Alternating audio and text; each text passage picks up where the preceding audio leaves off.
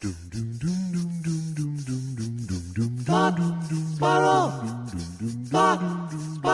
2 Jews, 2 mics, 2 hours, starting now. Can you hear me? Can you hear me? Okay, good. So it could be my headphones? No, it was all on my end.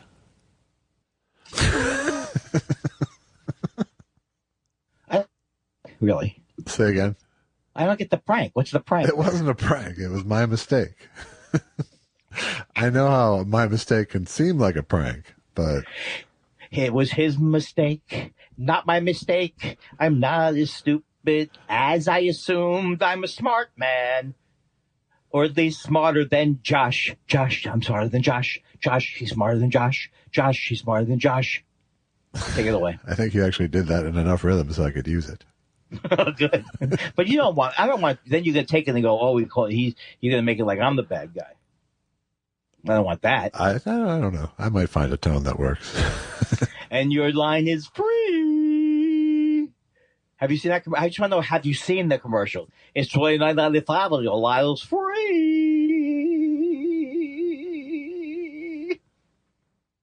Then they have the one that's even worse, though, is where there's the fake game show guy. That comes out right after it. I'm canceling my Spectrum on the basis of that. And he complains about commercials phonetically. And you know what? I just found out today who owns Spectrum? Charter, I believe. Verizon. Ah. Well.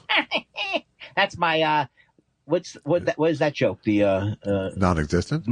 The Monopoly joke. The Monopoly joke. Gotcha. And your line is free. Okay, now yeah. I think we can get back to a regular show. Okay.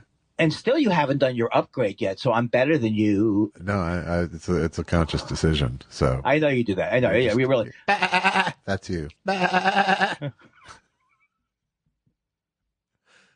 Hey, if Apple told you to jump off a cliff after you did the upgrade, would you do it? Yes. Yes. Because I trust that Apple will catch me if I fall. Yeah. Oh, always. Sorry about that. Always. Last one. Always. Okay, now I have to ask you. I had a dream that I named the dog. Oh, by the way, I promised I would do this online. What? 65 degrees downtown it's 65 degrees in Australia, and you're listening to DJ in the Sunroom. Ben said he's going to watch our show after he did DJ in the Sunroom, so I said I was going to do a bit of that. I'm glad that my DJ in the Sunroom characterization hit home. DJ in the Sunroom. It's unbelievable. Okay, now I'm beginning to think this is based on something. I think if you had true respect, you would have converted 65 degrees to Celsius. Hey, Josh, I was thinking about that last night. I was talking to some of my friends. They hear 65 degrees, they think it's on fire. And I was talking about, how do you come up with the Celsius thing? I mean, what do you take the 5 and you subtract the thing and you carry the 2? I don't get it. I'm a stupid American. 65 degrees. Here's some Steely Dan. I remember the 35 sweet goodbyes. That's too high. What's that one? When you put me on the Wolverine up to Annandale. I don't even. Is it Steely Dan? Oh no, William and Mary won't do. Oh, this part I recognize. Is this James Taylor? Is it James Taylor? Is it James Taylor? Could you just answer that for me? I will not answer that. It was Steely Dan. Like I introduced the record. How come I've heard every Steely Dan song 75,000 times. California tumbles into the sea. I don't know that one. That'll be the day I go back to Annandale. Oh, I think that I do. Is that off of Asia? It's my old school. It's a huge fucking Steely Dan song. Huge. Might be the biggest. I'm going to tell you right now, I have not heard that song. Wow. This really makes me... I think it might be my favorite Steely Dan song, in fact. I thought their first hit was Really Is. And look, Dirty Work. I don't want to do your... I thought that was the first hit. Well, then there's Hey 19. There's all these huge... Well, that's later. But name of this song because I want to do some research about it. What's it called? My Old School. Oh, so bad. Now, what if I listen to it and I go, his version was so because this is what my people have told me my whole life. Don't sing it. Your version's terrible, but that's true in my case. But will I sing when I go? I think the spiralers out there will say that I gave it plenty of its due in terms of being true to the sound. Maybe the key was. I think I might have been a half step up, or down. Yeah, the problem is that the only way I can really know is if you tell me the album it's on. But then I don't really know that way either. I would, but I've never owned a Steely Dan album. I owned a few. Here's I'll be honest with you, as opposed to dishonest. I've never had a Steely Dan album. I had many Steely Dan CDs. I had roommates with Steely Dan albums. Oh no, no! You know why it would be hard to? First of all, I love Steely Dan, so let me get that right out of the way. But the reason why it would be hard to go on a long Steely Dan run is because it's all their lyrics are so sarcastic. Yeah. They don't have one song that we're going to riot tonight, we're going to party tonight, we know. Well, they're sarcastic and inside, too. Right, but some of those songs I thought, like when I first heard Hey 19, I was like, wanted to get some Cuervo Gold. You know what I mean? When you first hear it, you're like, let's get some Cuervo Gold and watch the sunset with young ladies. That's not the point of the song. Sure, but who doesn't? The point of the song is the guy... He's too old. He's too fucking old. Right. For Cuervo Gold. And he's plying a girl with tequila and either the fine Colombian. I always assumed it was cocaine, but it could have been.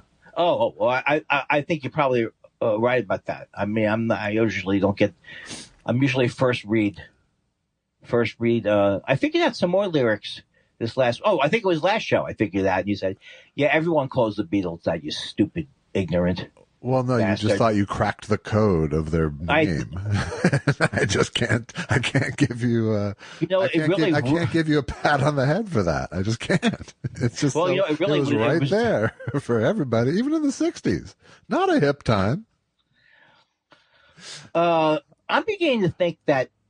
Well, I've already admitted that I never knew anything like what I would say. Do you know foreign films? Yes. Do you know all the Steely Dan albums? Yes, I have them all. I would lie like a rug back when I wanted to be a audiophile. I wouldn't admit that I hadn't heard everything on Dark Side of the Moon. As a 19-year-old comic, I suffered from the same, trying to never be. I always, But like I've said before, whenever I lied about something, I would then immediately go fill myself in, so that I would never lie about it a second time.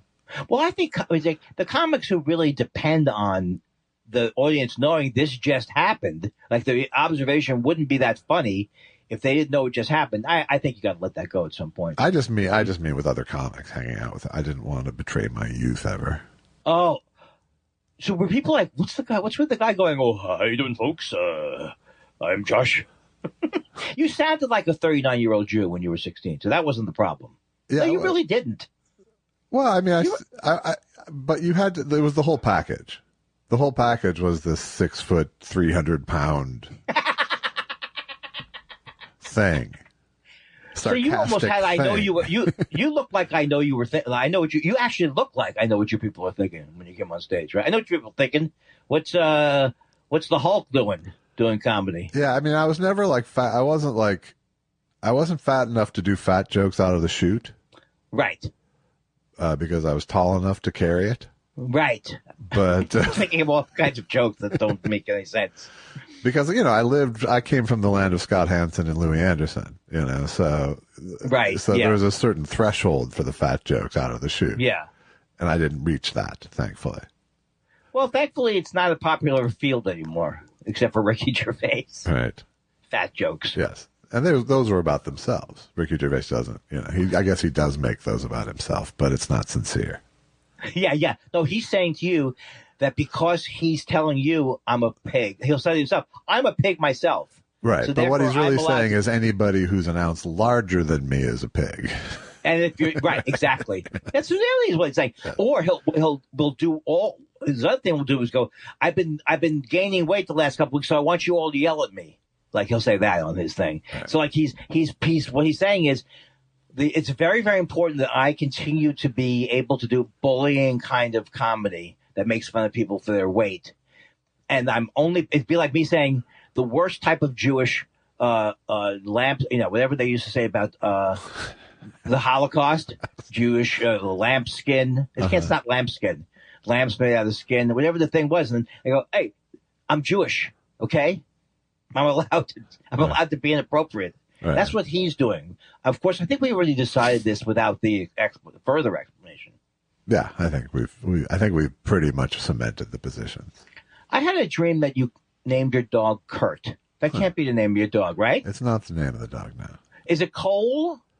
No, it's like I said, it's Koditsa right now. Oh, that's why I had that in my name. Probably, I think, but he's already settled into all kinds of nicknames that have nothing to do with his name. So right now he's the kid when we refer to him mostly.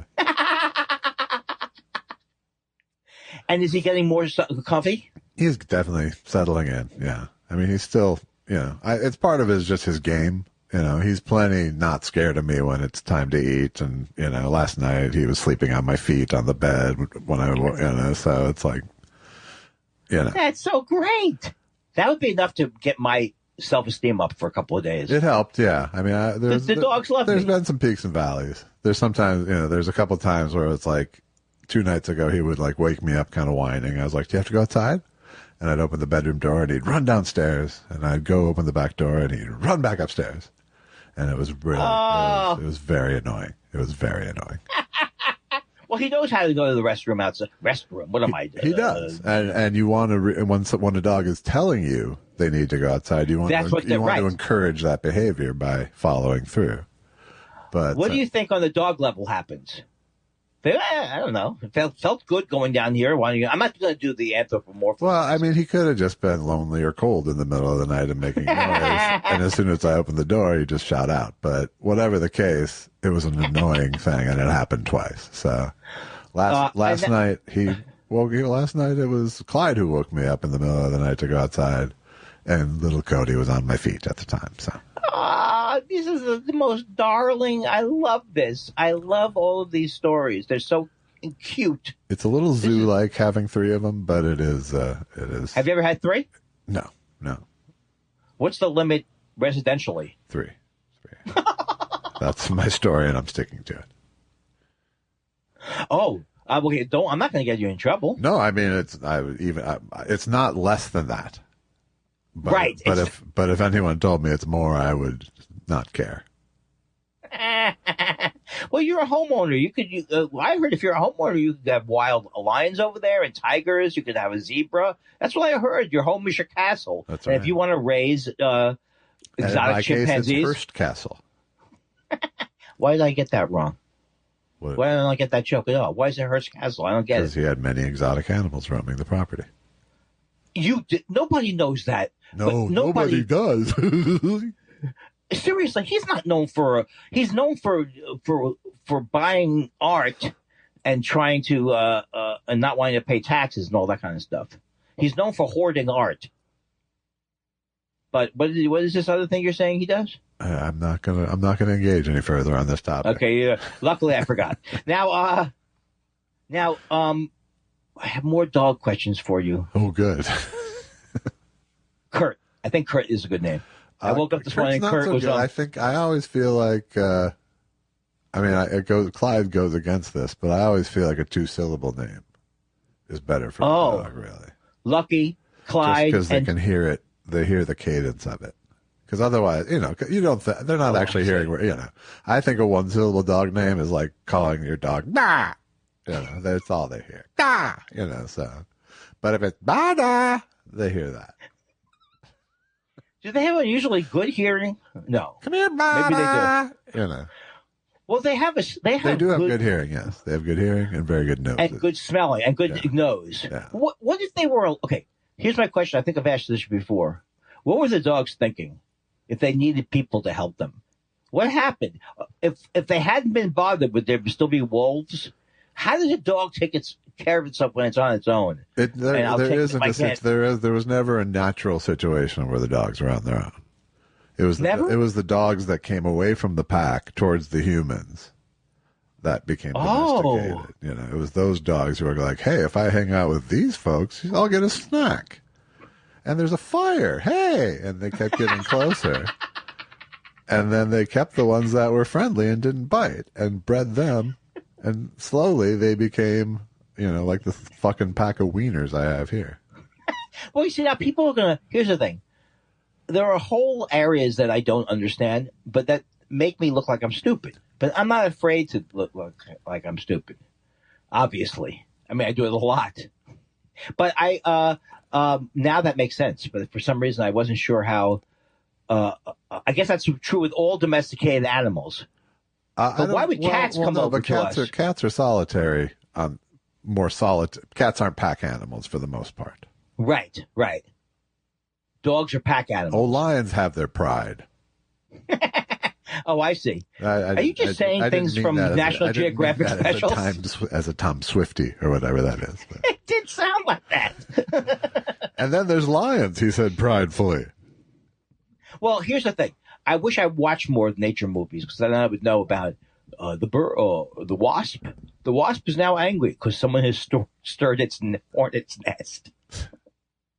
But here's what I'm saying. Yes. Which doesn't sound as stupid as I normally would say.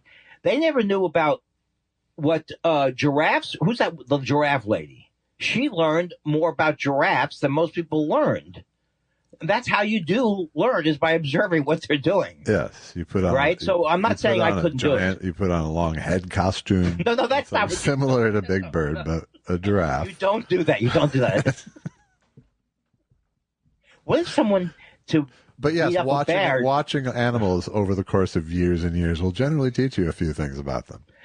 You say that like it's obvious. I could have been around that giraffe for another 12 years. I don't know what he wants. Right. I don't know. He has. All I know is it's up high, and I can't reach it. I'll tell you what I want. Must be hard when you get a throat.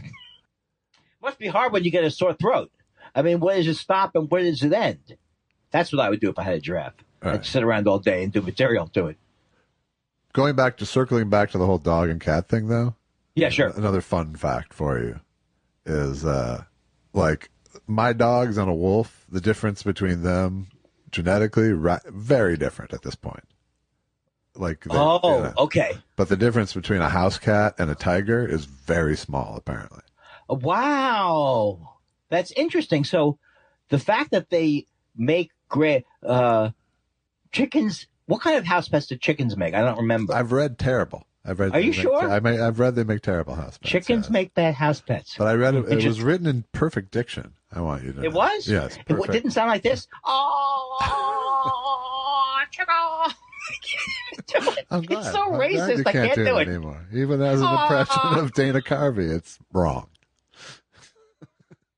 I'll say that Dana, it's not, he shouldn't do the bit, but I think he was just too enchanted by the actual original. I think so too. I'm friends with Toby Huss, and he was on King of the Hill, and he did like the Laotian neighbor, hello, hi, I don't do that. Well, now you're getting into another area. I was playing poker with him a couple of weeks ago. He's like, yeah, for some reason they haven't called me for this new King of the Hill. And I'm like, oh no, why not? Well, that's true of there's a problem with the poo, right? And I don't really know that much about. There's a comic, I forget his name. He went to the same school I went to. Hari Kondabolu, I believe. Hari Kondabolu. Okay, and he said why you have to make fun of his name? Hey, Hari, were you from another country? Did they come up with your name by going, oh, you're from different. I made Susan gave me a look with that one. It's anti-prejudice jokes. Take the whole thing out. I can tell by her reaction. People are going to hate us after this. There better be something more sensitive on the other side going on, she says.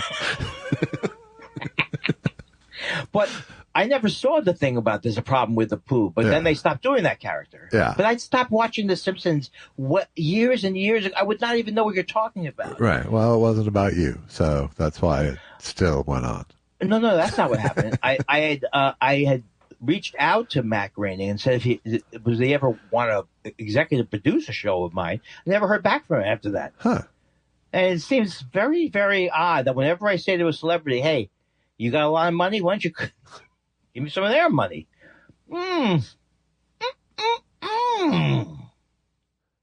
Doesn't work out. Matt Groening is a very... It's almost like, what's the point in having caller ID? Well, he's a very private person anyway, because I'm sure he was bugged by everybody his whole life. I guess so. Yeah. His son is very nice. His son is very sweet. Matt Groening's son? Yeah. I don't know his son. I know a lot of people in the business. That's great. This is what I know. Yeah. I mean, I do too. I just don't have to say them out loud constantly. Wait. Boom, bang, boom, bang. Do you know that I had a meeting with Lee Grant many, many years ago? Wow. Was this after Defending Your Life? No, it was. Yes, it was. It was. No, she had me.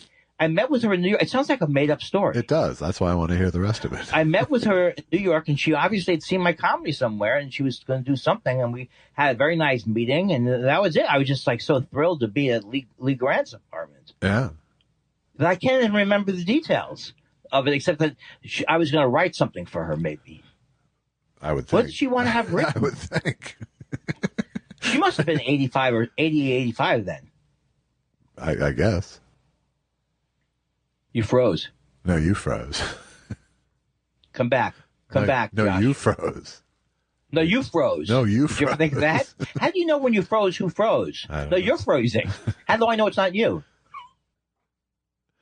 And where's that DJ? Well, it's time to DJ in the sunroom. It's getting pretty goddamn hot in here, Josh. Josh is growing some what kind of, give me a plant. Josh is growing some fuchsia. Josh is growing some ferns. It's like, are you trying to get those ferns to grow? Or are you trying to kill me with the humidity? 65 degrees downtown can you do, Bentley has a very, proper act. He's not proper. He's not like an English, he's not like Richard Quest or, Caddy K. No. But he doesn't have a full on thing where you want to, where it's like, he doesn't talk like this. They look like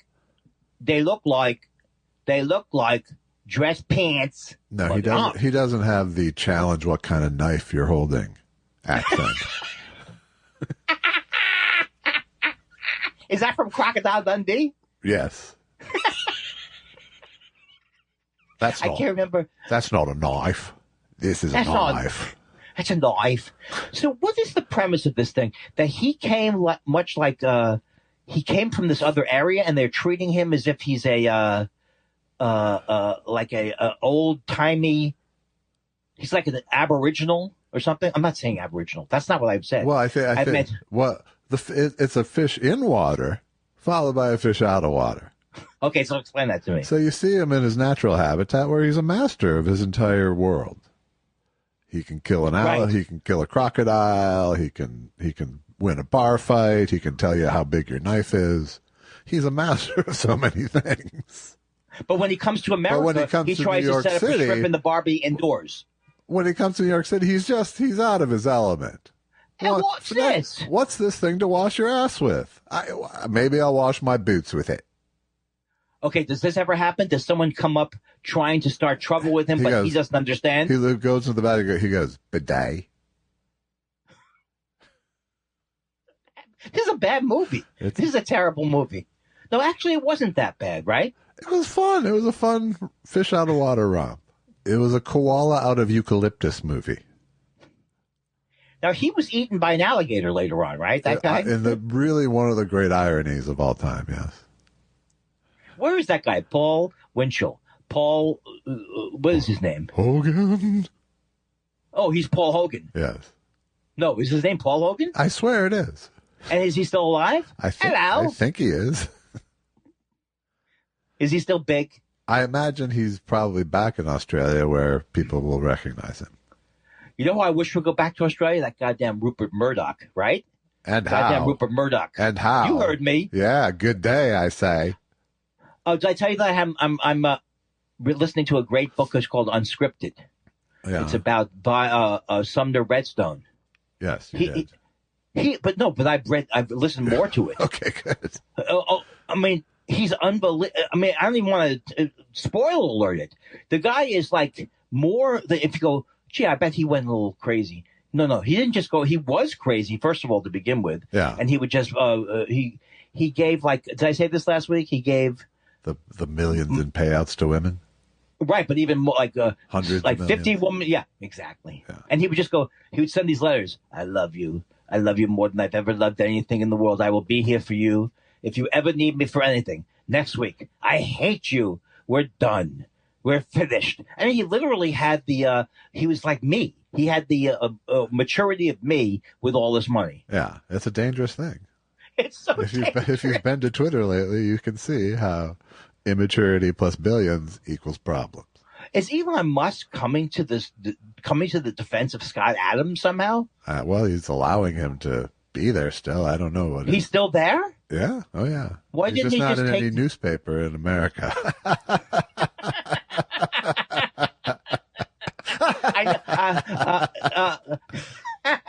Hello, Washington Post. Yes. Do you carry Gilbert? Dilbert? No. Hang up. 5 minutes later. Do you still have Dilbert? No. 5 minutes later. You've called 7 times. I know. I just like hearing it. Dilbert is going to be. He's not going to have his nest egg anymore, right? I have no idea. He's got the guy. I'm telling you, is a very. I know more about him than most people do because I followed his insane rise and had interaction yellings with him, and also auditioned for his show once. That's the best. That right there is your book title. Andy Kindler, Yellings. Yellings. Right. And he's like, and then so Elon Musk is defending him. And I'll tell you why Elon Musk might defend him, because Elon Musk is a racist. It becomes clear. Gee, I wonder why Joe Rogan says these things. He's a racist. It's not news after a while why people who have these strong ideas have them. Why would Elon Musk spread homophobic lies about Paul Pelosi? Because he doesn't care. He believes him, or doesn't care, or thinks it's okay. All right. Let me get off my soapbox. No, there's a let's call it an emotional nihilism. Is it nihilism? Because I always thought it was nihilism, but it's nihilism, right? I said either one. I said nihilism, so I'm in no position to correct myself. But I've heard nihilism quite a bit too. Okay, nihilism. Okay, so go ahead. No, that's okay. No, come on. We were on a roll, and I was coining the phrase emotional nihilism. There, now I changed it. Nihilism sounds better coming this time. And then also this last weekend, I compared we had compared notes on that. Really is one of the best documentaries. And again, I'm not talking about it as a perfect documentary, but I loved the Leonard Cohen documentary. That's also about the song Hallelujah. Just really good. Yeah, it's a pretty good doc. Yeah, very spiritual. I know you always. I've conditioned you to sort of hedge on any documentary love because my. Yes. But that's not good. But sign, stop. Right? But stop. Yeah. Well, you know what? It's wrong to you. It's bad to you, because it's like saying the same thing over and over. You never have said you hate everything, but now I'm imposing a point of view that you don't have. It's more importantly, it's very rare that I'll try to make you feel stupid for liking something. Wait a second. Don't you do that all the time? No, I make you feel stupid, but not for liking stuff. Not for liking something. Right. That's true. Right. No. But I thought that the exchange was very good last night. Wasn't it good? Which one? I'll show you. Oh, when you sent me the thing of... Yeah, this is... If you people don't say, do we keep the comedy going off? Yes, we do. So I sent him a little clip, and I go, this doc is amazing. This is the only Jewish prayer that made me feel spiritual when I was 9 and went to temple, which is true. And it was a clip of Leonard Cohen saying the Kaddish in front of a group of people in Israel, is what the clip is. And he was saying, Varetika, may God... Now, do you know that actual one? I know it if I have the text in front of me, but I'm not going to go. I'm not going to go off book right now. I used to love it. It was the best. First of all, I knew it was the end of the service. Yes, it's the benediction. It's the benediction sort of. And I would just get so because he is a Kohen, so which is who has to do the benediction is the Kohen, the priestly tribe, the Kohens. Right. Who's a Kohen? Leonard Cohen. Oh. Wait. You're saying the word Cohen means what? The name Cohen signifies that they are a member of the Kohen tribe, which was the priestly tribes of Israel. the Kohen. He is very priestly. Yeah. He's very spiritual. I think that he comes from the Ashkenazic, and he has it. He comes by it honestly. So I go, this doc is amazing. This is the only Jewish prayer that made me feel spiritual when I was 9 and went to temple. So here comes Josh. Yeah, I enjoyed it too. The doc, not the Kaddish. And I write back, what about that was the only Jewish prayer that made me feel spiritual when I was 9, didn't you get? I love that Kaddish. Do you have to destroy my joy? I meant, do you enjoy destroying my joy? May God lift his goddamn face and shine it upon you, asshole. And then you come back. It's the prayer that reminds me of my parents' funeral, so thanks. Then I laughed. And you called it the Kaddish sketch, ladies and gentlemen. The Kaddish sketch. You know, I happen to feel very emotional about my Judaism. Oh, really? And then you do a joke about it again. Really? Then why do you keep your tefillin and your afikomen? Something like that. Right. This is the Jew who's still sad that Santa didn't fucking come.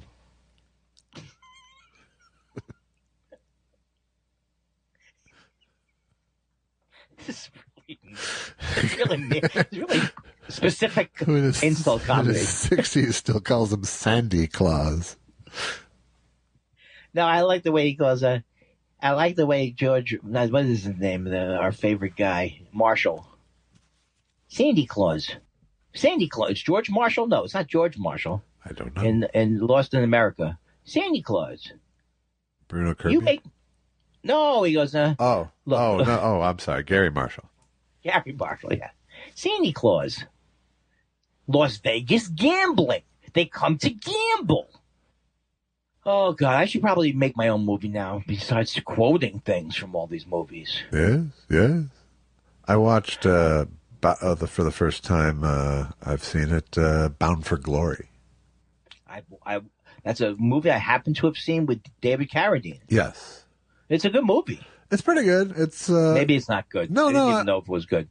I mean, I love Hal Ashby, so I went in wanting to love it too. But David Carradine, we have to have mixed feelings about. But he is a good actor. I thought he was great in it. I thought Ronnie Cox was great too, and it was a slow ass movie. Oh yes, I think I saw it on a plane. I bet that's why I liked it. Oh yeah, but I liked, I would have liked a slightly more condensed version of it, but I did like it. Yeah. I don't remember anything good. Does he visit Bob Dylan? Does he visit Woody Guthrie in the movie? It is Woody Guthrie. I know, does Bob Dylan visit him in the movie? Or is it? No, Bob Dylan's not born even during the movie. Oh, it's all about his early stuff. Yeah. It's all about the stuff when he was from the California to the New York Island, that kind of stuff. Right. And I saw below me a great big skyway. He did a little more Jewy, but yeah. Well, as people have said, Irving Berlin made a lot of those American songs. And he was a Jew. Huh. Oh, God, I think I'm losing it now. This is the way I feel like this is the way it's going to be in the home. Okay. Andy, we have to go. We have to go. I'm watching the 5:30 Sunday football game. Huh? Okay. I just got very sad that it was real. It felt really real to me. Like I'm in the home. You're in the home. You got wheeled into the sunroom. Yeah, and it's like. And you're just sitting. I don't mind it. No, it's too hot.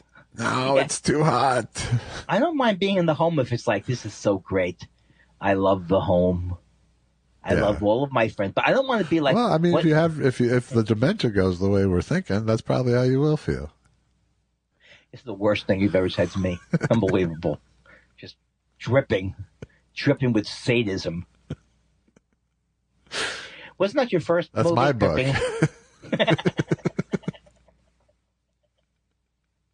I don't mind when someone's sadistic, but I hate when they make a big deal out of it. Like, oh, right. I guess you didn't know you were going to get like my mean little giggle. Oh, that would be the worst. My fear is of torture, but would be a sarcastic torturer. That would be absolutely. Oh, worst. Would it? I cannot shake this fear of getting tortured. And then yesterday I didn't have to watch it, but it was good, was the actual Inglourious Bastards. Yeah. Where they were talking about the actual guys. And of course, one of those guys got tortured. Yeah.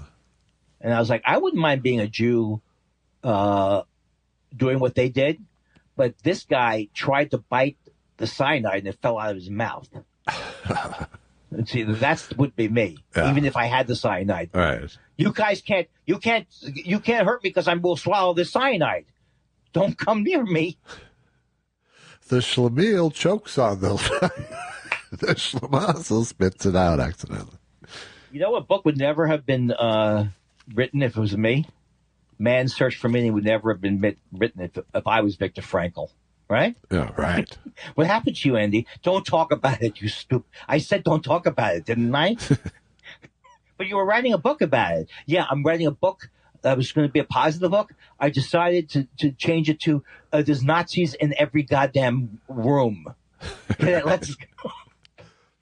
My whole thing would be make the I would have asked for cyanide. What would be a nice way to have cyanide? Like a Necco wafer? Cyanide gummies. Yes. Cyanide gummies. Cyanide gummies, yes.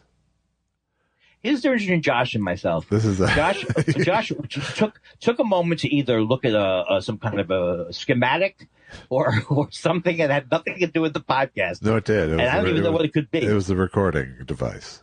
Oh, that's better. Yes, it was a level check and a battery check. When you do a level check, do you ever, for your comedy, do you ever go, "Oh my God, so lowbrow this morning"? Maybe I'm the I know. I always use the Robin Williams applause meter when I do a level. Don't hang up. Don't hang up on me. I know you would have been. If anybody has never seen, if you have never seen Robin Williams do the, first of all, you have to know what a VU meter is. Back in the day, which they still have, and to show you whether a sound was too loud, they would have a needle that would be housed in a plastic device. Right. Is that how it works? Is it an actual thing? Well, yeah. What do you mean? Is it a small, tiny thing? It's a tiny thing. I don't know what I'm saying. I don't know what I'm saying. Yeah, no, you don't. I don't know what I'm saying. But look, I was the guy who thought $1,000 for a TIAC cassette studio was a good deal in 19. It probably was not a good deal. No, it sounded like it was crap. a good deal. It just wasn't a good use of your money. No. Even when I took classes at Long Beach State, I didn't learn much about the actual recording. Yeah. I thought I did. Well, I think I learned stuff that would be good if we were going in with a 2-inch reel-to-reel. I might know a couple of things. No, I don't think so. But is it 2 inches? Well, yeah. I just don't think you'd know anything about it. What's the Elvis Costello song? Oh, inches on the reel. We're just inches on the reel-to-reel. And that's the size of way that you feel. We're just inches on the reel. That's not it. And the radio is in the hands of such a lot of fools who try to anesthetize the way that you feel. Radio is the sound salvation. Radio is cleaning up the nation. I was doing the music. I know. All right, but you can't use it. Here's the thing: what do you do with these things when you don't you want to kill yourself when you're editing, and you have to take out such a loss. Yeah. Yeah, like when you took out that time that you sung Layla to me for 25 minutes, right? And you never used it. Layla, wow, bow, bow, bow. I'm Eric Clapton, and I think I was racist the whole time. Bow, boom, boom, boom, boom. That's all I got. That's all you need. Yeah. I don't like when these people that were absolute heroes to me because I was too young to not know anything else. Is that Eric Clapton is the greatest guitarist in the world? Right. I love the band Cream. Clapton they are is the God. Greatest. What's that? Clapton is God. Clapton is God. That Ginger Baker, he certainly was an odd guy. And I've had all the Cream, moo, moo, until your seeds are dried up. Boom, boom, boom, boom, bang, bang, bang. Is that the same group? Boom, but I've been waiting so long. That's still Cream. That's still Cream, yeah. Yeah, until your seeds are dried up. Should a 12-year-old have heard that? No, that should have been kept away from me. If my parents had been parents at all, they would have said, don't listen to the seeds are dried up song. He's sleeping with a woman. He won't leave until his seeds are dried up. What does that mean? I don't know. I never sussed that lyric out of that song before. Well, that was one of my first few albums I had was Disraeli Gears, which I don't even understand. They don't call albums Was that like an anti-Semitic thing? What was he talking about? You need to get on stage. You really need to get on stage and start sorting out where this kind of emphaticness is deserved and works out. You know what? Let's start. Maybe this is a good time to go down to the Improv for $12 sets. Yeah. I still have no desire to. You were in it for the money before the pandemic? Was that it? No, but before the pandemic, you didn't think you were going to die. Right. Or get sick. Well, you thought you were going to die. You didn't think you were going to get sick. Right. I was just used to being underpaid. It was different. Right. Horribly underpaid to perform before empty crowds. Right. Well, actually, it's pretty good for no one.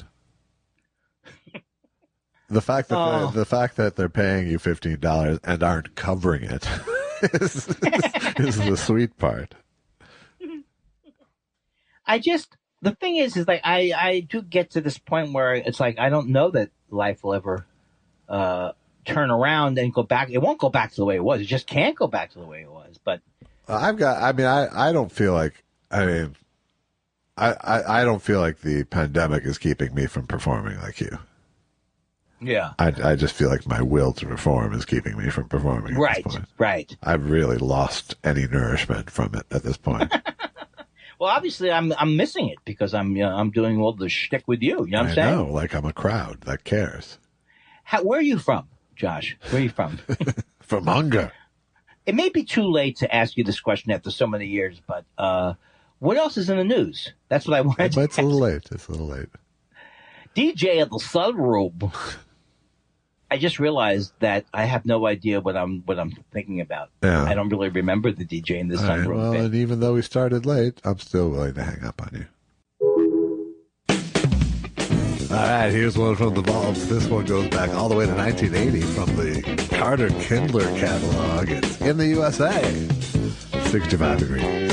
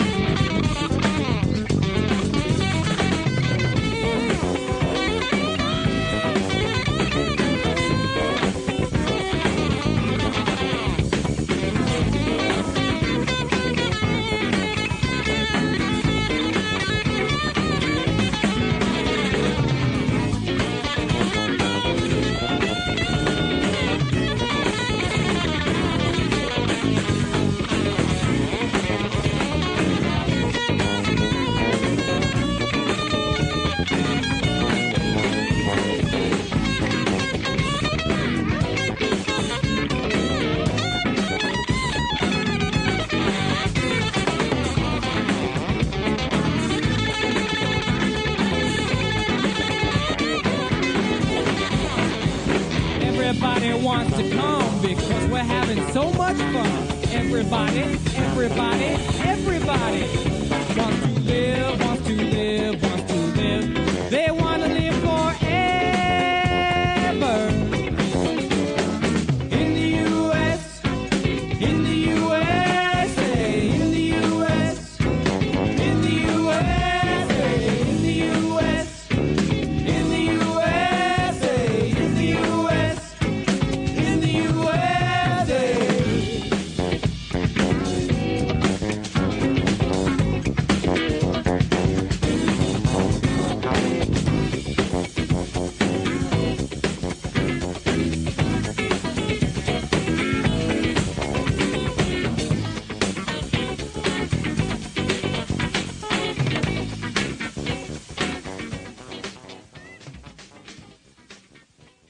Can you see this?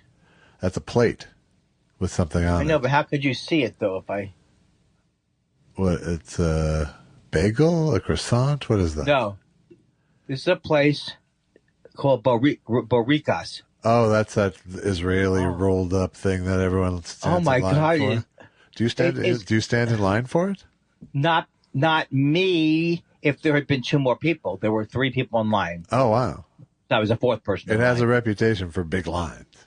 Yeah, it does. Absolutely delicious. The problem is it's all delicious, flaky phyllo dough. It's like phyllo dough and cheese and spinach or something? Or? Spinach, cheese, spinach. A thing called zayat, which is like oregano. Zat. Some zat. It sounds really good, and I the only thing that's ever stopped me is its reputation for having a line involved. Right, but for me, it's probably not the way to go. All right, well, right? One of these times, bring old Joshua one of those, will you? You know what? It would have been nice. Just think about this scenario here. I was already going back to my house.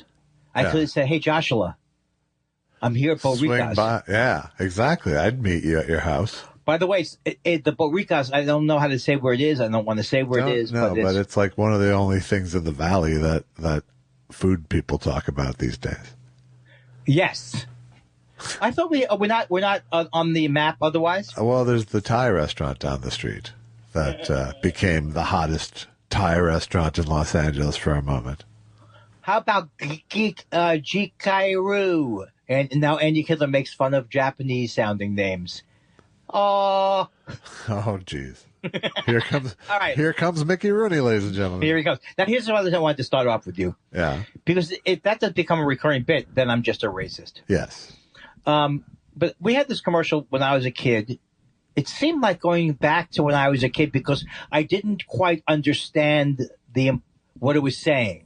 Yeah. But it was ubiquitous in the New York area. Okay. And it was "Don't Cry for Me, Argentina." The ad. It's a woman, right? The ad for Evita. It was the ad for Evita, yes. And she goes, "You were supposed to have been immortal. That's all they wanted. Not much to ask for." Evita appearing at the ba-ba-ba-ba-ba. Okay, I'm young enough to not understand that "not much to ask for" was a sarcastic within the musical. Yeah. I'm assuming that's what it is now. Well, you weren't meant to get the whole meaning from the ad. Right, but you just wanted to get which it worked because 35 years later to 40 years later now, it's still in your head, the ad and the hook. Well, how could it be where was it showing? How did you see it? Because it was a touring production. Oh, I see. Evita coming to the Schmeckel Dome. Coming to the Pantages. Don't cry for me, Argentina. Now, is that you were supposed to have been immortal. Not much to ask for. I like that kind of singing, too. Not much to ask for. I kept my promise. Don't keep your distance. No, I think it's I kept my promise. You kept your distance. It changes throughout the song. It does? Yes. That's why it's even more confusing as a child. And there was a lady. It was the same lady who's probably 95 years old now. Probably, or dead. Is it Andrew Lloyd Webber? Yes. It is? Yes. He's terrible. Well, he's really terrible. I'm not gonna argue with you, but there are many who would. Here's the deal.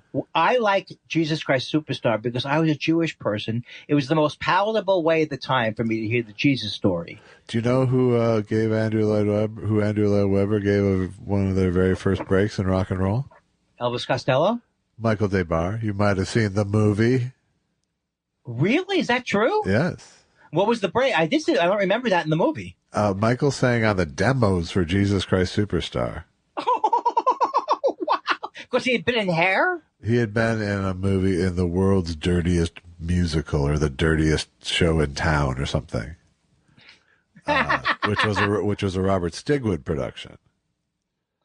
Oh, wow. Okay, who also did some funny musicals, right? Well, he was also the Bee Gees manager and did Grease Staying in Grease and Saturday Night Fever soundtracks and all that. Is he a real person or is he a person who has an image from my childhood? Okay. RSO Records was his. Got it. Yeah. So Andrew Lloyd Webber said, I like your voice. Do you have you written any songs? And Michael goes, yeah, of course I've written songs. And he hadn't written any songs.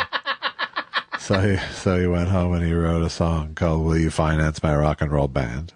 And went back and played it for Andrew Lloyd Webber, and them in Deep Purple signed Silverhead. So you're saying that my original plan when I got out of college in 1978, and I wanted to be at the level of Bob Dylan, and I imagined if they would just let me into that party in Woodstock that the Rolling Stones are having, and they asked me things, and they saw how charming I was and how hilarious I was. They go, this guy's funny. Yeah. We have to get him in the band or something. Well, we need a jester. Sad man graduating from college, riding down the 16-mile drive, thinking he's going to have a house in Carmel, and he can barely stay alive. He's out of pot again. His dealer lives in Gardena. Wow, that's the most song you've written in 25 years. I haven't really, and it's because I believed in the woman back then. Yeah. Your dealers, I really haven't seen her. Yes, dealers can be ladies, guys. And she won't come around. Now, here's something we sing around the house that you would never like. Yeah. I mean, that you won't get. I'm assuming you won't get it. And she said, Creon. I said to the haunted man. He said, Creon. She'll be Creon. Creon is the name of a thing that Susan takes to help with digestion. Ah. And Leave On is a song by Elton John. And we both giggle like 4-year-olds. Every time I go, and it says now Creon. And she shall take Creon. And she shall take a good drug. And she shall take Creon. Just like her physician says she should. You have to record that for her, okay? She shall take Creon. It's so funny if you're taking that drug. It's not even a drug. It's like it's a enzyme-y thing. It's a thing that helps you digest food. She will be. No, here's the thing. I feel that Susan takes an enzyme to digest. Ooh. She calls her husband Andy. 'Cause that's the name he gave. Though it's suspicious, it's probably something Jewier. And she ran calling Creon. You took my crayon from the nightstand. I said, honey, where's my crayon? I think I disappointed you. In tradition with the doctor's plan. Whoo, and it shall be a crayon. It's got a good harmony. He will be crayon. Come on, do it with me. He will be crayon.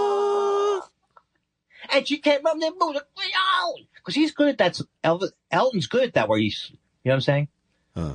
He kind of yells it out. The original one is Leon, right? Levon. Leon. No. It's not Leon? No, old man. I said Leon. You made the trousers way too small. Oh, my God. Fucking. I can't get that out of my... See, Alan Sherman writing session. No, it was from my Cymosh performers workshop that I took many, many years ago at the Dick Grove Music Workshop. And he sang that song for us. He goes, like, Sammy, you made the pants too long. Right, that's an Alan Sherman song. I didn't know that. Yes. I'll tell this story. I've told it 40,000 times on the show. And here's the 41,000th time. It's my favorite story from the performers workshop. He said, well, you're going to do a song now. Do it your own interpretation. So a person did their own interpretation of I could often walk down your street before, and they slow that whole thing down, right? And then Cy goes, yeah, that's good, but the song's supposed to go, I have often walked down the street. He didn't even get that was the person's interpretation. It was like, you got the song all wrong. Yeah, I have often walked. No, you don't get it. I have often walked, hey, down that street. And both of them were wrong. Yeah. Right? The guy who was... You are too, by the way, as the third thing. You're wrong as well. Why am I wrong? I'm just witnessing it. I can't be wrong in that story unless you wanted me not to repeat it. I have. No, that's very, very good. But what you should do, Sammy, you made the pants too long. And his license plate was cyanide. And before I lost my Facebook account, irretrievably lost, I went through that phase where, are you related to Cy Marsh? And she was Cy Marsh's daughter. And it was very nice to communicate with someone who, just to check that it wasn't something I'd made up. Yeah. You've heard that one before, right? I've heard about Cy Marsh. I don't know if I heard but I have often walked. No, I haven't heard that one. Hey, I gotta stop you. That's good.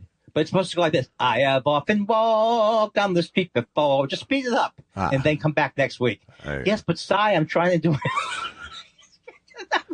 I can't get enough of it. Because when I was watching the guy, before Cy commented, I was watching the guy going, ooh, cha-cha, cha-cha. When sometimes you slow a song down, it's not meant to be slowed down. Exactly. In fact, Ike and Tina went the other way, right? They did. Well, sometimes they do it nice and slow, and sometimes nice and easy. Sometimes they like to do it nice and rough. I feel like I hurt your feelings, though, because I feel like you were going to make a meal out of the Evita song. No. Okay. No, please. That really hit the spot. That conversation, you know what? It's good friends, good times, good people. Let's make memories. Let's let some other people in on our fun with some. I don't get where you're going. Is that a segue? Yeah, it is. Oh, to the letters? You could knock me over with a feather. Go ahead, take that away. Did you, Alex Murtaugh? Life in prison, twice in a row. You know, I lost any sympathy I had. Went out the window. I mean, he really lost his temper. Let me tell you that right now. I mean, it's terrible. I don't know why I'm laughing. I think he did lose his temper. I think it was something sicker and That's right. sadder than that. Yes.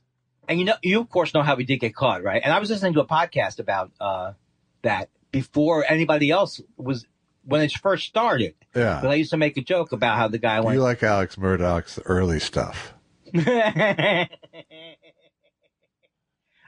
is the only, and I'm not making light of this, but the only thing that I thought was good was that he was very polite in that 911 call. Yes, ma'am.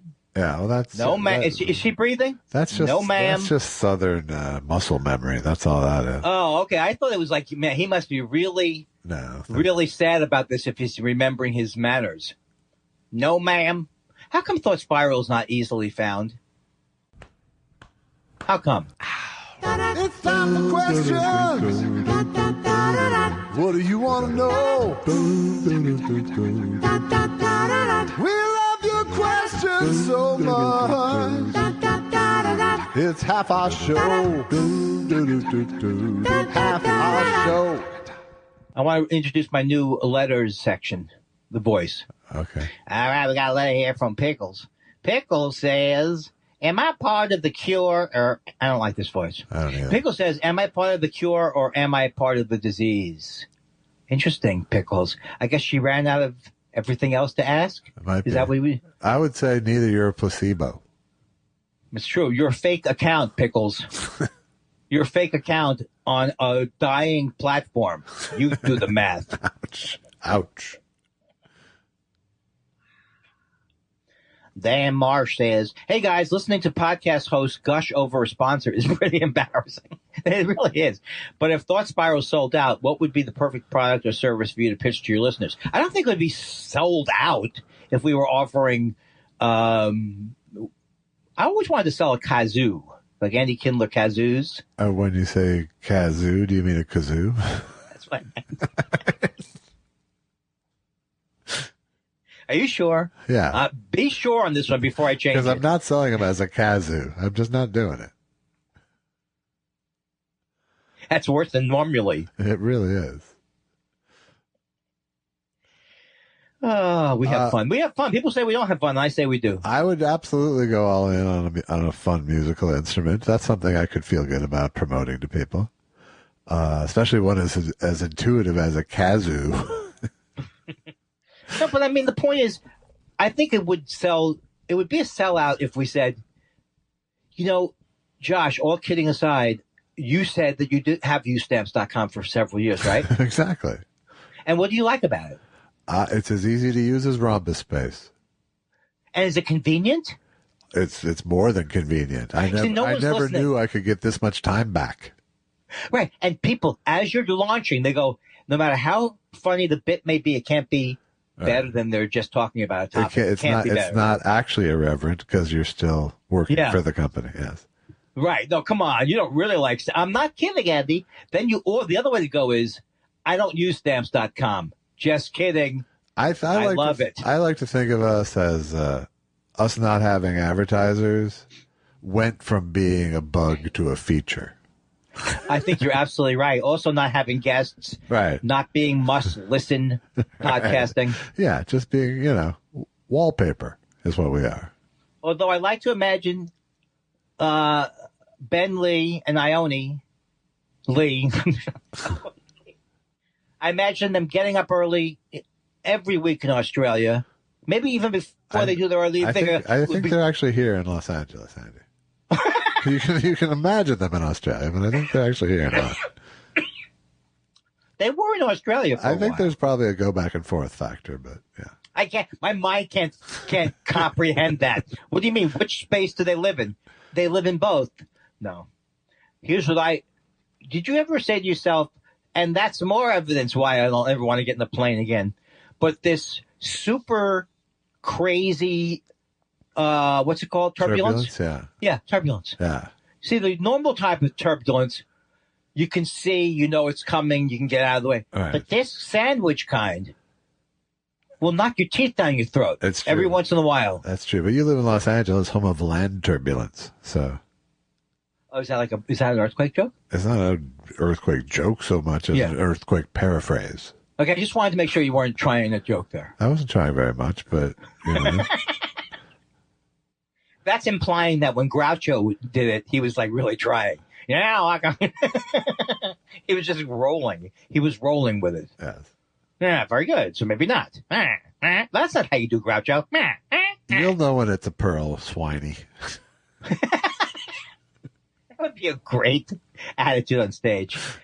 What's the matter? You didn't get that one? You'll know when the pearls come, swiney. That could be our name. We're Pearl and Swiney. What's wrong? You didn't like that pearl, swiney? F.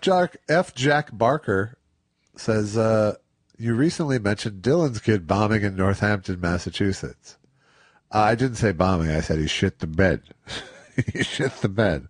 And it wasn't that his performance didn't go well, it was that his ticket sales didn't go well. That was what the shit the bed was. Are you talking about the Wallflowers? I think it was the Wallflowers, but I'm not certain. This was the the backdoor security guy said, "Hey, you guys did good. Dylan's kid was here last week. You shit the bed." Oh, I got you. That was the first time I heard the phrase. So. Stop saying shit the bed. You shit the bed. That's the first time you heard shit the bed? It's the first time I heard shit the bed in that kind of terms, yes. Oh, okay. God. Wait a second now. Wait a second here. Hold on a second. Back to F. Jack's question. Yeah, go ahead. He said, I used to live there, and the music scene there is very sad study in what happens to a town when a parasitic landlord is able to own 80% of retail and 95% of event space. Sad. Now, what is F. Jack Walker referring to here? Is it Northampton, Massachusetts? But I mean, is he saying that one guy? It's like, who's this guy? He was using my story as a springboard to vent about the Northampton. Is it? But I mean, is it a famous thing that we should all know about? No, I don't think it is. I think it's. Okay. Because I thought sounds pretty local to me. I thought I missed the menu. What? That's not it. We got a Perush sticking with the cricket stories. All right. Want me to do it, or is it which one first? Perush says the South African fixer in the doc was he says docu, which I do not like, by the way, people. I don't like docu as a documentary abbreviation. Please. It's a doc. The South African fixer in that was Hansi Kronje. Oh, Hansi Kronje. N-I-Y-E. Nye? Kronje? Great player. Broke mine and everyone's heart when he came out as a fixer. He was working with bookies to place bets on individuals' performances and then got his teammates to comply. Now, to Andy's question, at my level, the difficulty is finding someone to team with to go refereeing. In our league, teams have to send referees to games they don't play in. Excuses, though, are funny. My kid has swimming classes on second Saturdays in March. That is, I just can't even believe that there's a world out there where it's an organized. I didn't even let my kids play Little League, as you know. Sure. I forbade them. Right. Forbidded them. Right. Well, that's because you sent them off to boarding school at 4. Ixnay on the parental. How would you say pig Latin in abusing your children? All right. Yes. So it's an amazing sport, and that documentary, which is called Bad Sports, it will also kind of break your heart, because even when I don't think he's dead, but he was kind of, maybe he did die, and he was still kind of respected when he died because people felt bad. Well, people like Pete Rose too. So. Tweet Bahara. Tweet. Wait a second. Okay. Tweet Bahara. Just being the tweet, babe. That's a reference to Belzer. That's a beautiful reference to him. You know what I never knew that much about, Josh, was that Richard Belzer's show. I've seen it about 14 times now because I'm watching I watched a documentary, and the guy that was on my mind is not going, but 2 documentaries I watched, they had him in the documentary. Maybe one of them was Leonard Cohen. Yeah. Is Leonard Cohen in that one? Maybe. I can't remember. Oh, okay. But it was like, I forgot that was a local show to New York, right? No, I think he had a national thing going for a little bit, for a moment. Yeah. Jason Ugg Parton says, I was out plowing snow yet again when you all were talking about it snowing and how much more fun snow is than the cold. I'm afraid I can't agree. And speaking of, y'all may have talked about it already. Did you guys get any of that storm? Love you both. We didn't get snow. We didn't get snow here in the neighborhood, but it was nearby. And we had amazing rain. Tons of rain. And in the Burbank, when I do my walks by the river, had I lived in Burbank and had been oblivious to local alerts, and I'll go by the river, I could have gotten hurt. Swept away. Andy Kindler. Swept away at 65.6. Swept away. Something a crowd has never been from my stand-up act. That was his last words, ladies and gentlemen, as he floated away out to the Pacific. I'm not afraid of dying. I just can't stop talking about it. BD West wants to know, dulaglutide, varenicline, tofacitinib. You think you can do better? Pharmaceutical companies paid upwards of $3 million naming these drugs. I'm thinking great side hustle, am I right? Sky Rizzy in flight. Afternoon delight. Afternoon, triple A, afternoon. Is that like a double A, like Alcoholics Anonymous? You're right. But I think that Josh makes a solid point that when you do something as brilliant as triumphant, and then you make that word into the culture, you have to turn your hats off to it. You have to hold your hats over their heads. Right. It's a certain level of brazenness. Yes. And then people just go, Am I emerging triumphant, or is that a word that existed? I'm Norm Crosby for triumphant. Stephen out in the Eights is here to say, hey, guys, do either of you have any phobias? Fear of heights, enclosed spaces, clowns? I have since the cancer, I become like a little claustrophobic, a little, I don't know if it was all the MRI kind of stuff that I've gone through in the last years or whatever, but I've had a little bit of weird sort of claustrophobia come in, but it's not, it's more like a fear of the fear than it is a fear. Like when I get into the situation, I don't freak the fuck out generally. Yeah. But I can sort of imagine the fear if I think of the situation. Well, it's such an unusual thing. I mean, so like, for example, going to CAT scan machines means nothing to me. I could stay in there for a long time. But then sometimes I can feel what it would feel like. The MRIs are the bad ones. Oh, that's what I meant. Yeah. That's the ones you don't like. MRIs are the hard ones. But yeah, I'm way bigger. I fill way more of the tube than you, for sure. And so what does that mean? Does that mean I'm braver? Yes. It means I'm toothpaste and you're more like a pill in a pill bottle. That's true. And it's not a mixed metaphor. But here's what I want to say to you. The only thing I get with the fear of heights is not the fear of heights. Well, it is when you look over it and you start to get sick. I get a little sick and I go, I should jump. I think that's an OCD thing. That's not a fear. That's an instinct. All right. I try to help myself up. What happens? Nothing. I get stuck in I get punched in the face. Dan Marsh says, Josh, as someone who married into a British family, which of their dishes and food products do you enjoy, and which did you never develop a taste for? Take it away, J. Elvis. Well, first of all, it's hard. It's weird to think of them as a British family, though. I mean, I do, but it's like my father-in-law came from India, where he was Anglo-Indian, raised thinking he was British, but looking like an Indian. And then my mother-in-law was Dublin, Ireland. Oh, so wow. They both went to England and met there. Yes. And never learned to cook, apparently. But the only, I mean, all my in-laws were bad cooks. So as soon as I came into the picture, I just took it all over because it was a fucking horror show otherwise. So, and Allison, when I met her, she was indifferent to food. You know, she was a single mother, so food was just something you had to fucking take care of every day. Wow, like she never looked forward to food even, or I guess maybe not. Didn't really look forward to it. Didn't think about it much. You know, could eat the same thing many days in a row. Right.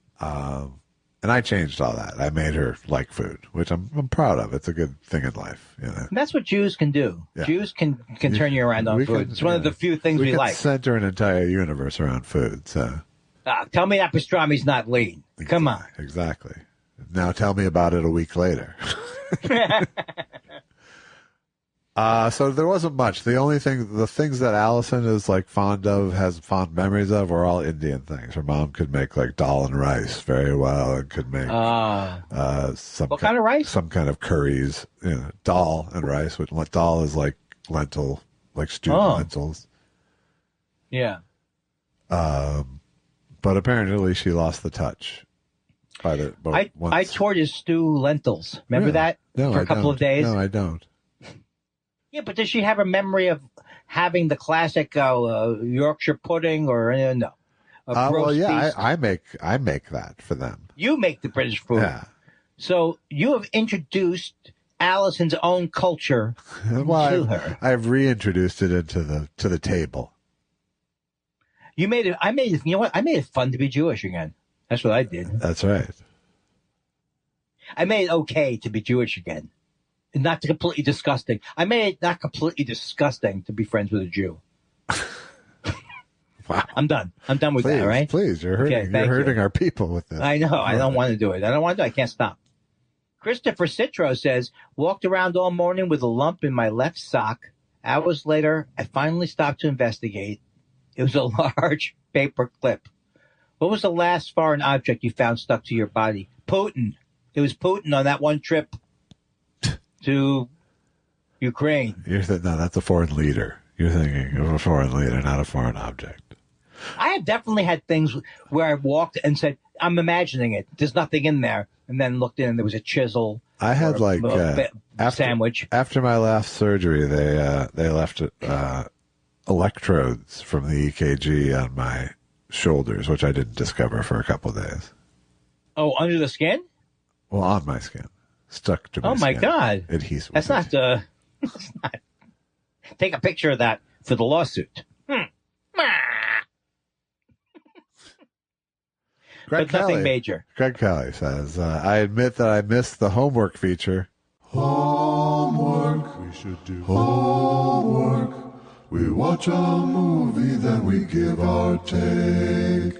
And recently saw a movie you guys might be able to sink your teeth into, Armageddon Time on Peacock, about a Jewish family in 80s New York City. I love the way that sounds.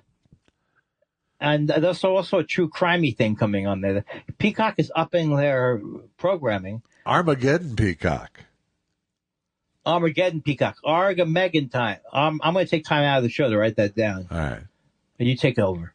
All right. Armageddon Time. Maybe I'll watch it. Maybe I won't, Greg Kelly. But I think we talk about a lot of stuff we watch. I know it's not officially homework. Homework. We should do homework. We watch a movie, then we give our take. Right. But as soon as the problem is that as soon as it becomes homework, Andy panics. I love the way Josh, these are very deep wounds that he digs back into. And then but it's like he never goes, we had a thing where it didn't work so well. It was like, we stopped that because Andy started to get convulsions. Exactly. Oh, Andy couldn't do that because he started to cry every time. We couldn't do that because Andy's not funny anymore. What? That doesn't mean right. That doesn't seem right. Clarity. Am I getting that right? Clarity Reaper. I've heard that name before. I mean, do you have fear of heists, hearses, harassment, New Testaments? I resent this line of questioning, Your Honor. Make the record state the judge asked no questions. This is exactly how I would do my interviews in London that time. Hashtag ADHD moments, it says. So. I respect it, Clarity. I'm not saying you've brought any clarity to this. A.D. Morgan says, I've agreed to do a new show. I've started promoting it online, and I haven't felt so out of touch for a long while. I made a video then. When it uploaded, it seemed the work of a madman. Would a cameo cheer me up, or would a Thunderbird wine be better? Well, I always think that the unusual taste of Thunderbird wine will take you to a higher ground, no matter what. I think a cameo would cheer me up, because you'd pay for it. Right? I didn't mean to say that. How about if you order a cameo and have him drink some Thunderbird wine on the cameo? It has an unusual taste on its own. Oh, God. Someone, we're on today somehow. Seth Dick III said, Mama Dick III was curious as to your thoughts on this question. He always puts it off on Mama Dick. It doesn't sound plausible to me. Was curious as to your thoughts on this question. Why should we expect a universe full of chaos and randomness to be fair? I don't. I don't expect the world to be fair, no. I expect the world that the arc of the moral universe turns towards the right direction, but sometimes they can take when the hell is this Hitler thing going to be over? I'm not saying that's how people responded to it, but ultimately I think the universe, what that guy Phil Stutz says? I love that movie Stutz. He says when he first went on an airplane and he was under the clouds, and his father goes, don't worry, we're going to go see the sun again. He couldn't understand the concept that the sun was always there, but the clouds were underneath the sun. Oh. So he uses that as a metaphor that all things are contained within there's other stuff going on, even when there's terrible stuff going on. Don't look at me like I got Stutz wrong. Don't blame Stutz, in other words. Just go blame me on it. I'll be okay. Don't worry. Stutz is rolling over in a cloud right now. Walt Nauta says, weeks ago I asked you if you thought Madonna knew who Tim McCarver was. Just wondering the relative cultural knowledge of both Madonna and McCarver's place in it. He was Mets announcer in her NYC peak, so maybe she heard of him. Love the show. Oh, I'm sure Tim, Madonna. I can't remember what his voice is like. Can you remember his voice? It's obnoxious, but I can't remember the tenor of it. Walt Nauta continues with, I'm trying to ask interesting questions and not regurgitate impressions or ask your favorite Don Knotts movie. Oh, that would be when he does the frog. When he goes down, he's a big frog. Mr. Limpet? Maybe, yes. Incredible Mr. Limpet? Not his work on Three's Company. No? No, I'm not a fan. All right. Apple Dumpling Gang? What's your take? That was good. All right. I didn't see any of his movies, I don't think. You didn't see Mr. Limpet? The Incredible? I think I did, but it doesn't. It seems like you're the age for that. Yeah, but it's like even the movies like that were my age. I don't remember what they were. Flubber, Son of Flubber. Yeah. What the fuck could that have been? I'm sorry for the language. Wow. Was that like a gel? Wow. Was it like a gel or something? Flubber? Yeah, it was like a gel, Andy. But it's supposed to be a magic gel that you used. What the fuck? Why are you going after Flubber when you have nothing? You have nothing. I still maintain Flubber sucked. It's just like enough already with the. I'm not angry just because he got my job, but how many years with the slime time do we have to go? I get it, the green stuff. It's hilarious. Well, that guy took two gigs away from me. Keep Fred McMurray and Mark Summers separate, will you? That's absolutely true. You're making a good point. Mark Summers took 2 gigs away from me. Keep Fred McMurray's name out of your mouth, out of your motherfucking mouth, okay? Sous vide. The first gig Mark Summers took from me was the Slime Time gig on Nickelodeon. I was up in the finals against him. He won. The second gig he took away from me, hosting Antiques Roadshow. You know how happy my parents would have been if I was in the... I don't think he did host Antiques Roadshow, Mark Summers. I think he currently does. I don't think so. I think I'm wrong. I'm often wrong, and later I regret it. So let me just tell you now, Mr. Weinstein... You're probably right. Yeah, I am. We'll figure it out. Sous Vide says, if I started a podcast. I started a podcast. That made the whole world nap. Oh, if I'd only seen 2 hours of listening to a stream was not good. Today on Ambient Sounds.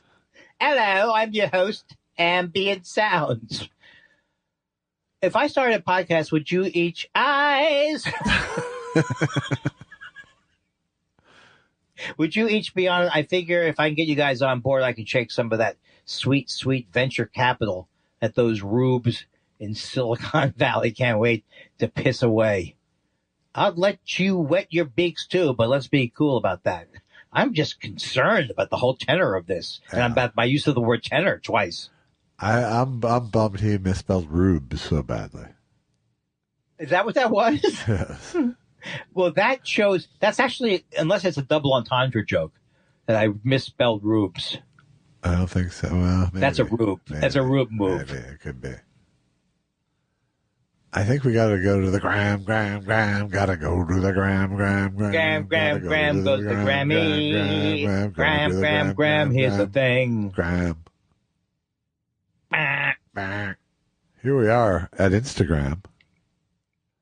At J. Elvis Weinstein on Instagram, if you want to drop us a question after I prompt on Thursdays.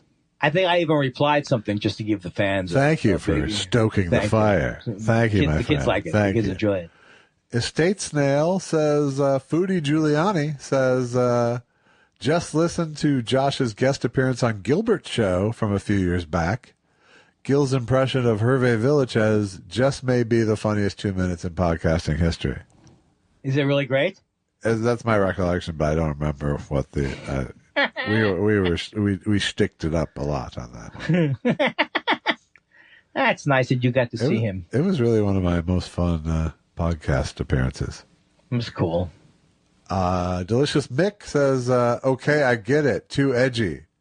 Perhaps we could make a compromise. This is, I think he wanted to do the Huelhauser at Auschwitz sketch last week. So perhaps I misheard it. Perhaps it was actually Hitler that got into a Volkswagen time machine and appeared in Palm Springs, California in the year 1992. A bleary-eyed Hitler steps out of the time BMW and into the shadow of a giant closeted ex-Marine holding a microphone, and something ensues.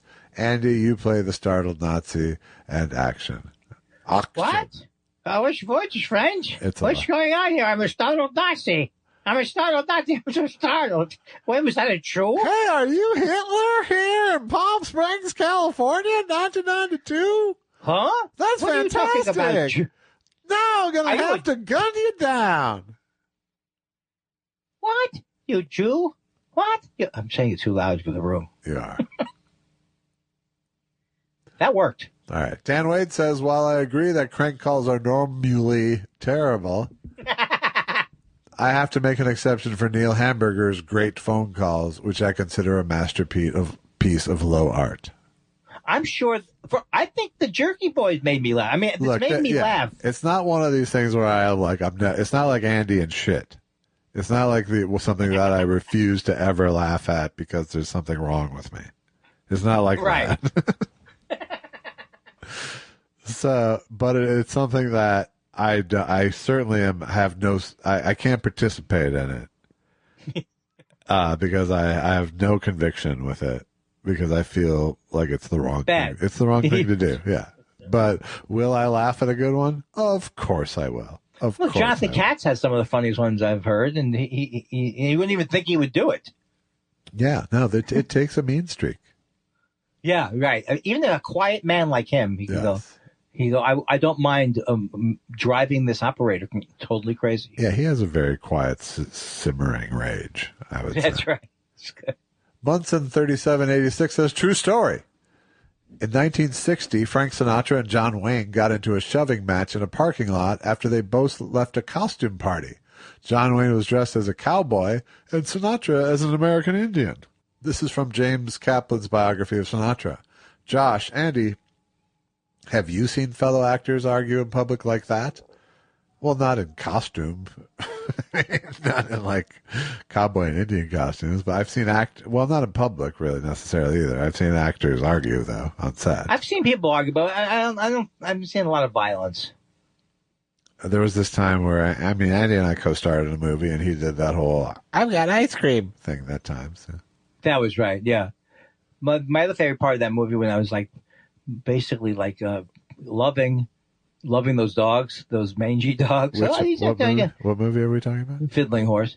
And the guy goes, those dogs eat rats and stuff. What the fuck you doing? Stupid. He didn't say that, but that was implied. All right. That one just got in with a skunk the other day. Yeah. Why are you? There's nothing wrong with because I love all wildlife. You shouldn't have let him kiss you like that. Lick your mouth. Oh. Full Dork says, last week, you thought I was being sarcastic about Mr. Weinstein having an amazing singing voice. This isn't the first time. That's true. We did think that. This isn't the first time my autism was mistaken for sarcasm, and I'm sure it won't be the last, but I meant it. You sound awesome. Well, thank you very much. And I don't think it was your autism. I think it was my inability to take a compliment was really That's very true. And, I mean, the internet makes everybody at a disadvantage when it comes to tone. Right. So, right. But mostly it's my inability to take a compliment, and I don't want to look foolish taking a compliment that was actually sarcasm, because that's the double burn. Yeah, right. Well, thank you. That's a very cool thing. You clarified that. Yeah. But I appreciate the compliment, and I will try to be more open-hearted to such a thing. Right. Right. Oh, a question, he continues. If someone gave the two of you an unlimited budget to make any one creative project together, what would you make? That's a good question. I mean that like every cable news person says. Good question. It has to be together, huh? No, there's nothing that we're burning. Oh, Sherman Oaks, private investigator. Yeah, I don't really want to do that though. Oh, together. Yeah, it's a project together. Together would be. I think like the OCD Traveler show. Oh, that would be good. You know what else I think we could do together? This podcast, but with like catering and everything. Yes. You know what I mean, really? Yes, I think actually with an unlimited budget, yes. Yes, catering. Let's just do this, but with money. Yeah, and then what do we worry about? But speaking of money, people have been particularly generous this past couple of weeks on the Buy Me a Coffee front. So I want to thank those. Wow, that's so cool. Yeah. Thank you. Remzen44 says, last week you thought I was, this is the same shit. Last week you thought I was being uncharitable when I said Josh is really trying. Nothing is further from the truth. The stings, the musical interludes, the editing, and production quality has kept me coming back for more. I came to the podcast because of Andy's Majority Report appearances and his brand of humor, which brings me great joy, and I'm happy to have discovered Josh's comedy and talent because it brings me the same joy. My only past experience with Josh was his appearance on an Olbermann show, where I was thoroughly impressed by him. All of this to say I look forward to every episode. Thanks to both of you. Well, wonderful thank you very thing. much, yes. Wonderful. And this time, once again, I will take the compliment and not push it off. I'm glad you feel like I'm trying, because I am trying. I'm trying to make it as entertaining as possible. What I won't tolerate is if next week both people write back saying, only kidding, asshole. I know, it could happen. See? But that's just people who don't like pranks by nature and aren't prankers. We're always scared of how it's going to pay off. That's right. Dan Murphy says, will Andy take Cody being my chihuahua, with him next time he goes to Jimmy O's? He's a little dog is the point. He's very small. It's such an insulting joke, but I did appreciate it. It made me laugh. I like jokes about my height. Like, because I think I'm tall enough that I can say, that would be cruel if I was, like, shorter, right? Speaking of Hervé Villachez, Nice Firm Handshake says, I enjoy the music talk on the show and would love to know your thoughts on Steely Dan. They seem to be a divisive band, the Marmite of the rock world. I listen to so many podcasts, but TS is one of my absolute faves. Thank you. Thank you. Well, thank you. Well, thank you. And I say thank you. I will say I love Steely Dan. We talked about Steely Dan earlier in this very episode.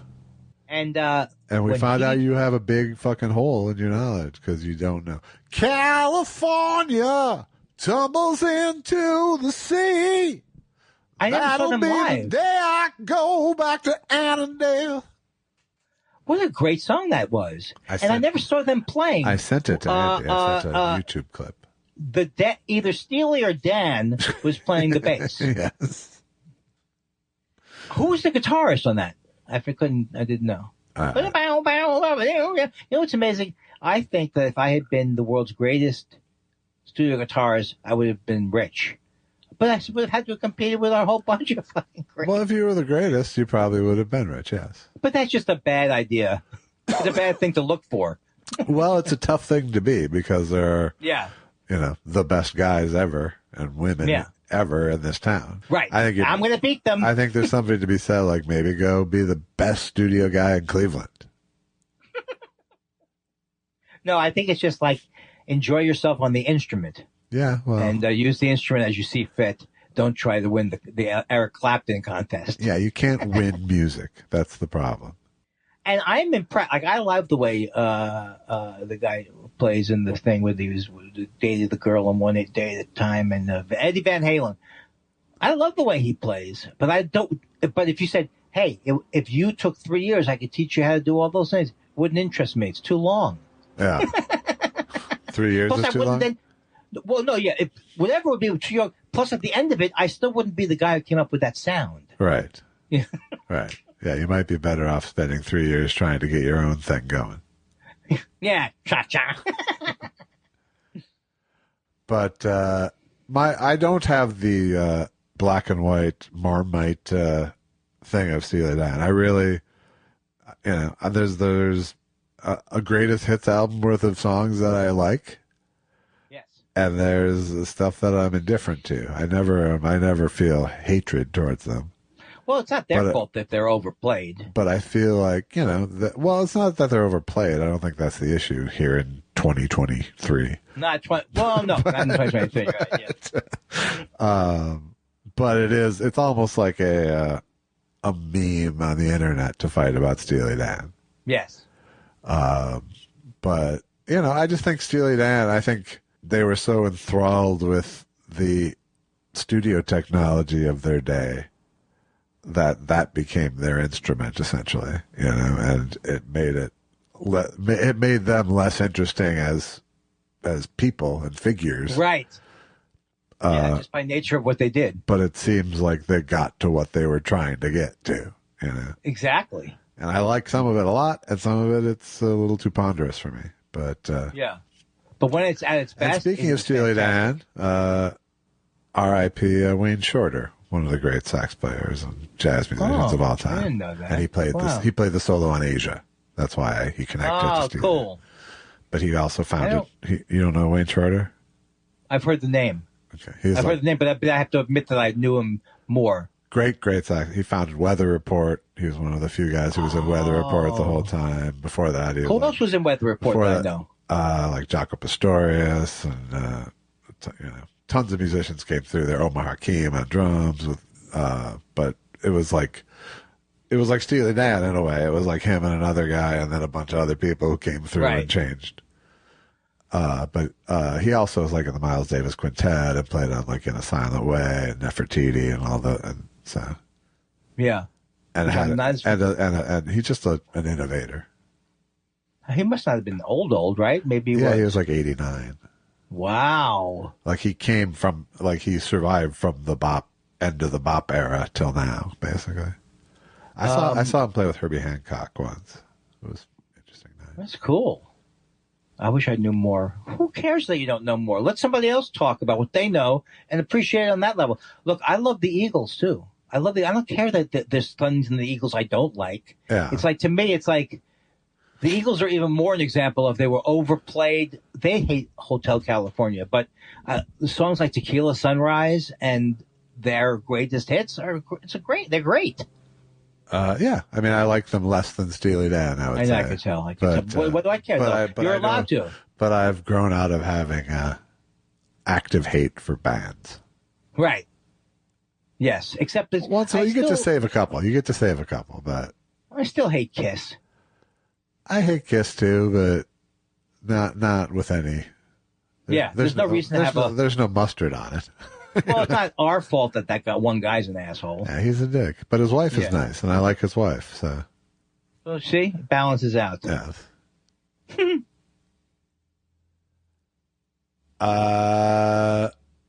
Terrence Caulfield says, just tested positive for COVID. Oh, I'm sorry. What series or show should I binge watch whilst I recover? Let's see. Outbreak, The Andromeda Strain... The Wire. You can't. I don't think you can push The Wire anymore. No, it's too late. I think everyone's made their decision whether they're watching The Wire or not here in year 25. That's why I'm not good with, like, what do you recommend? The Godfather's a good movie. All right, Andy. Andor was good if you're a Star Wars type person. I don't know. I don't watch many series. Sorry about COVID. Yeah. British comedies, I like them. Father Ted. Watch Father Ted. Has Andy watched Rihanna's halftime show yet? I bet he hasn't. I didn't watch it. I don't know if I can. I think the ship has sailed now. I think it's over. Yeah. I think you're better off just going back and watching Prince's one again. Okay. Bimmy Weiner says, welcome to the 3-dog life, Josh. My wife and I also have 3. It's the magic number. Also, given his nocturnal nature, does Andy ever eat breakfast, or does he go directly to lunch? I think he eats a late breakfast and skips lunch often. Yeah, that's about right. Yeah. I skip no food because I have to eat constantly because of my metabolism. You're a machine. I know. I'm like a heavyweight fighter. He needs 10,000 calories by lunchtime. or else I'm going to lose muscle. He has a wasting disease almost. I don't want to lose muscle mass, is all I ever say. PB Adams says, love the dog talk in the last show. I have 2 Chihuahua mixes, and they never quite lose their skittishness, but they are very funny and loving. Andy, it's time. You aren't traveling. You walk all over. A small dog is perfect for a condo, and yes, they love cuddling up on laps. I have to say, though, every couple of weeks, someone will, on one of the social media platforms, go, Andy, please don't get a dog. It's not going to, it's going to be too much, like, I think they think there's going to be too much pain involved. You even said that. No, I'm torn on it, for sure. Oh, okay. I think it would give you a lot of joy, but I also think you'd be in constant fear that you're killing the dog somehow. And that they got to the photographic equipment that Susan has. All right. Yeah. Chewing on various things. Yeah. We've only had, out of our 4 dogs now, only one of them was a destructive chewer in any way. And what do you do with that? It just is hard to... You train them out of it, and you watch them, and you hope they fucking grow up. Right. Stop buying Ming vases and things. Yeah, exactly. There was one more. There's one letter I have to read because it's from. There was payola involved. It's Jewish Jeopardy again. Okay. From Laurie Berkowitz. So, hi, Josh and Andy. It's Laurie Berkowitz, and you know what time it is. Time for Jewish Jeopardy game number 2. I didn't explain the game properly in my last email, so I'll give you a few examples. Absolutely love you guys. Thanks for always starting my week off in good humor. Question me the answer. 2 examples. Answer Schmeckel. The question would be, what is rumor that Andy has a flaccid one of these? His penis doesn't work. That's her example. That's her example of how we're supposed to do this. Got it. Thank you for that. Chutzpah would be the answer. Question would be, what is the customer at the deli who sends back their corned beef sandwich because it wasn't lean enough when there was 1 bite left on the plate? That's chutzpah. So now here we go. The answer is bupkis, Andy. Bupkis. What is it when you have nothing? It's not. What is it? Right, when but you're not writing a joke, Andy. You're supposed to write a joke here. Bupkis. Well, you show it. The answer is bupkis. Would you please demonstrate? The answer is bupkis. The question is, what does Andy have for this one? Oh, I see. You want to tie it into something local? Right. Here's another one. The answer is kvetch, and I'll say, what does Andy have for this one again? Because it's kvetch. I got one. Why won't Josh get off my fucking back? Oh, I'm sorry. The answer is tuchus. Why is Andy such a tuchus? What is Andy's greatest feature that the ladies are driven crazy by? The world may never know. I always wanted to sell a kazoo.